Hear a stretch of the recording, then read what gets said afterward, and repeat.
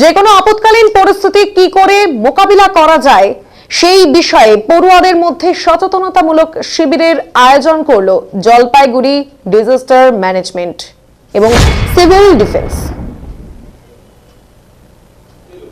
এদিন ফণীন্দ্রদেব বিদ্যালয়ে আপৎকালীন বিভিন্ন সমস্যা কি করে মোকাবিলা করা যায় তা হাতে কলমে ছাত্রদের মধ্যে থিওরি এবং প্র্যাকটিক্যাল ক্লাসের মাধ্যমে তুলে ধরা হয়। প্রথম পর্যায়ে প্রাথমিক চিকিৎসার অর্থাৎ ফার্স্ট এইড বিষয়ে বিস্তারিত আলোচনা করেন সিভিল ডিফেন্সের অভিজ্ঞ সদস্যরা। এছাড়াও আপৎকালীন যে সময় সেই তার ক্ষেত্রে উদ্ধার কাজে ব্যবহারিক বিভিন্ন সরঞ্জামের প্রদর্শনী করা হয় বিদ্যালয় প্রাঙ্গণে।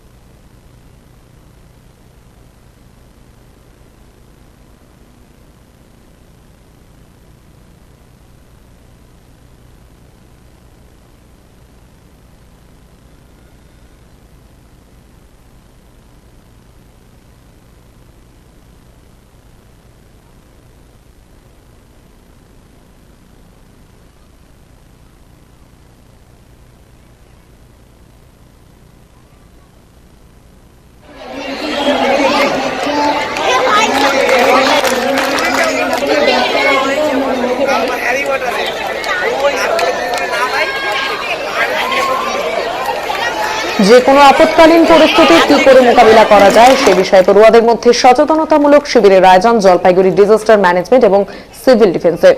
ফণীন্দ্রদেব বিদ্যালয়ে আপৎকালীন বিভিন্ন সমস্যা কি করে মোকাবিলা করা যায় তা হাতে কলমে ছাত্রদের মধ্যে থিওরি এবং প্র্যাকটিক্যাল ক্লাসের মাধ্যমে তুলে ধরা হয়। প্রথম পর্যায়ে প্রাথমিক চিকিৎসার বিষয়ে বিস্তারিত আলোচনা করেন সিভিল ডিফেন্সের অভিজ্ঞ সদস্যরা।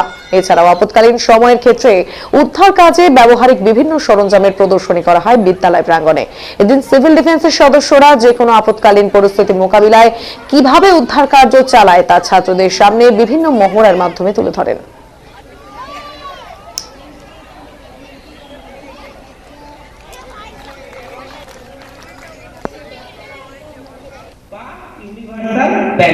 তাহলে 1 square metre 1 metre 1 metre 1 metre 1 metre ওটাকে যদি কোণাকুণি কেটে দাও তাহলে তোমার দুটো ব্যান্ডেজ তৈরি হবে। কি করবে? সিপিআর, এটা তোমাদের দেখানো হবে না, তুমি ভাইটাল বসে সিপিআর দিতে হবে। আচ্ছা, এবার আছে তিনটে কারণে অ্যাসফিক্সিয়া, তিনটে কারণে মারা যায়। অ্যাসফিক্সিয়া মানে কি? শ্বাসকষ্ট। বোঝা গেল? এরপর হচ্ছে শক হতে পারে এবং হার্ট অ্যাটাকও হতে পারে। 3 নম্বর হচ্ছে ব্লিডিং। এই তিনটি কারণে সব থেকে বেশি মানুষ মারা গিয়ে থাকে দুর্যোগপূর্ণ এলাকায়। 11টা 12টা 1টা 2টোর সময় আবার কিন্তু তোমাদের টিভি পিরিয়ড করছে কি না? তারপর আবার সেই 5টায় ছুটি হয়ে আবার কিন্তু চলে আসছো বাড়িতে গিয়ে খাবার খাচ্ছো। যদি হাতে হয় হাতে চামচে হয় পাম ব্যান্ডেজ, যদি মুখে হয় ফুট ব্যান্ডেজ। সামান্য অবগত ক্লাস থাকবে ফার্স্ট এড এবং রেস্কিউ করা হয়, ঠিক আছে? তো ফার্স্ট এড সম্বন্ধে ধরো এখানে কেউ একজন অসুস্থ হয়ে ফার্স্ট এড বা প্রাথমিক প্রতিবিধান সেই সম্বন্ধে আমরা একটু লেকচার দেব। আমাদের পরিচয় প্রথমে দিয়ে দিই। ট্রেনার বিভিন্ন জায়গায় কিউআরপি যাকে বলা হয়, যে কোনো দুর্যোগ জেলার যে কোনো প্রান্তে যখনই আমাদের কাছে কল আসুক না কেন আমরা আমাদের কাছে এসেছিলেন, এসে পারমিশন নিয়ে গেছিলেন যে আমাদের এই 13 তারিখ এই প্রোগ্রামটি করবে। এটা একটা ডিজাস্টার ম্যানেজমেন্ট এবং তার উপরে যে অ্যাওয়ারনেস প্রোগ্রামটা, সেই প্রোগ্রামটা আমাদের এখানে অনুষ্ঠিত হচ্ছে। মূলত কি শেখাচ্ছে বাচ্চা? হ্যাঁ, বাচ্চাদেরকে ডিজাস্টার ম্যানেজমেন্টের মধ্যে যেমন ভূমিকম্প এই বিষয়ে কি সতর্কতা নিতে লাগবে সেই বিষয়ে ওরা একটা থিওরিটিক্যাল ক্লাস উপরে করলো। এবার ওরা এসে ক্যাম্পাসের মধ্যে সেই বিষয়ে কোনো একটা প্র্যাকটিক্যাল ক্লাস যেগুলো থাকে সেই ক্লাসগুলো ওরা করে এখানে দেখাবে। ছাত্রদের উদ্দেশ্যে কি বলবেন এরকম একটা এই যে প্র্যাকটিক্যাল ক্লাস হচ্ছে? হ্যাঁ, আসলে এই ধরনের ক্লাসগুলো তো খুবই দরকার, কারণ কয়েকদিন আগেই সকালবেলায় হঠাৎ করে ভূমিকম্প হয়ে গেল, রিক্টার স্কেলে কিন্তু তীব্রতা ভালোই ছিল।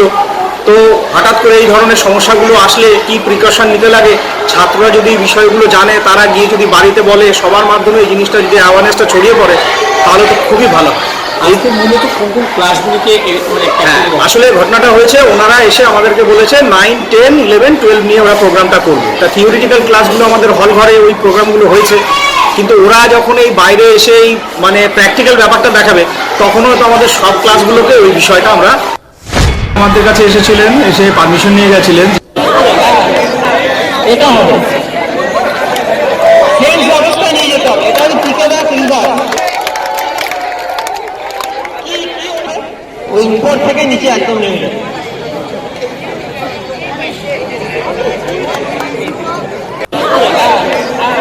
এটা হবে